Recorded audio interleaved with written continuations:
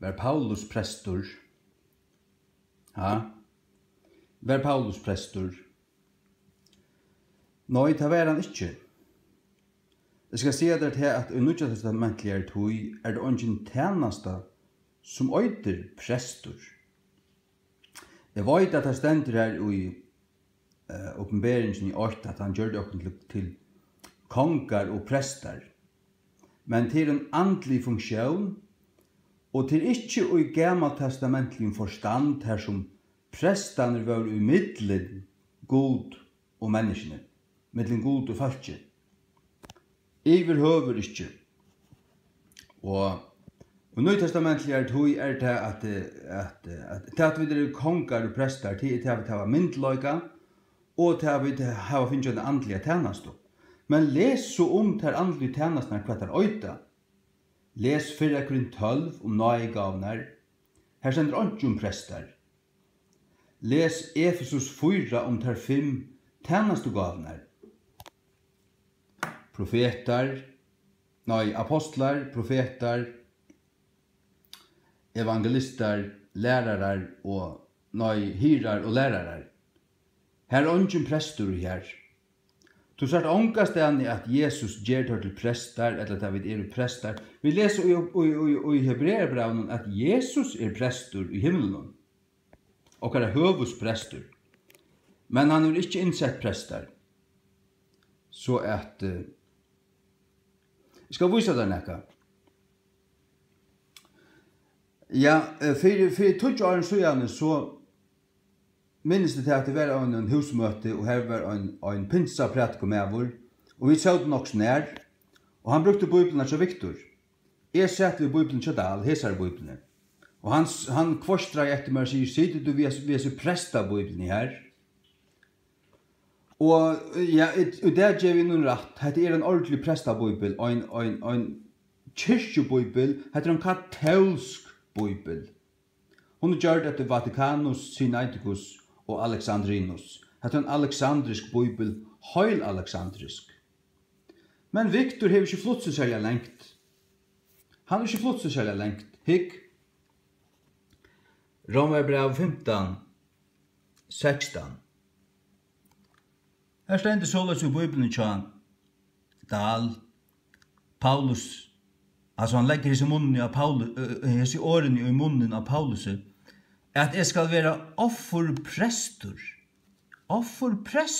Krist Jesu, tja høytningen hun, og røtja prestatjeneste.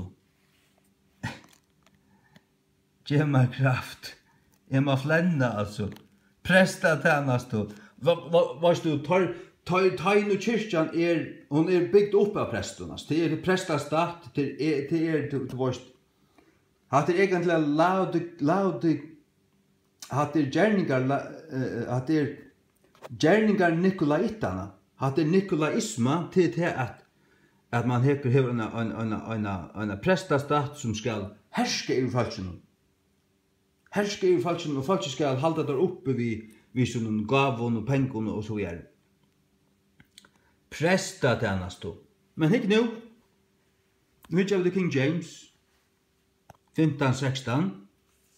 Ikke nekker prest nekker stande. That I should be the minister of Jesus Christ to the Gentiles, ministering the gospel of God.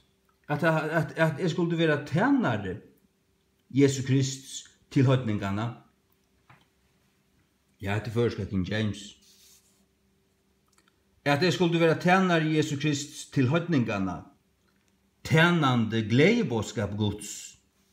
Han stod inn i tjeneste, han var ikke prestor, humbuk og skrepa, for å si det barst ut.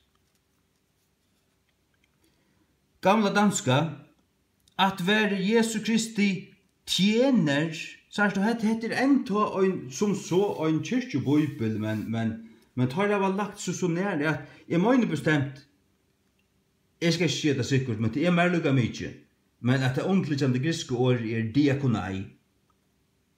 Det en tjenare, det ikke prestor, men det som man sier der, at prestane tar tvingat at han veien, for å rattvusgjera sutt embete. Ja, låt oss gjøre litt her. At være Jesu Kristi tjener blant hedningerne. Og betjene, sier du? Tjener, betjene. Minister, ministering. Ongen prester nekastan. Tjenare, tjenande. Så det Bibelen tja. Viktor. Og gnudjan og egin vel. Jeg visste ikke at Viktor var en prestasløygur, men det han åpenbart. En hemmeligur, undercover prestasløygur.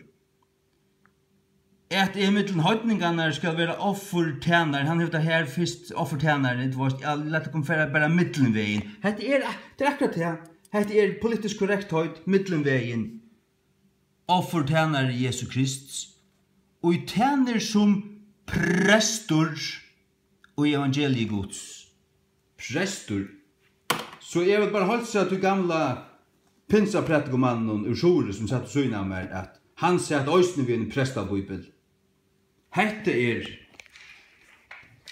en protestantisk reformationsbibel som ikke helder opp i en lutherskare og katolskare prestastat som fullstendig falsk. Den prestastaten fullstendig falsk. Herren har innsett hyrar og lærarar, ikke prestar. 4 Timotheus 2, vers 5. Til det ein god og ein mittlumgångmæver i mittlen god og menn, mæveren Kristus Jesus. Ein mittlumgångmæver til fyrir utjøgn prest, eller pave, eller bisp, eller nekran. Du kommer til Jesus, og han løyde til god feir. Så har du bøgnløs samband, du ikke bruker du preste, gjør så vel.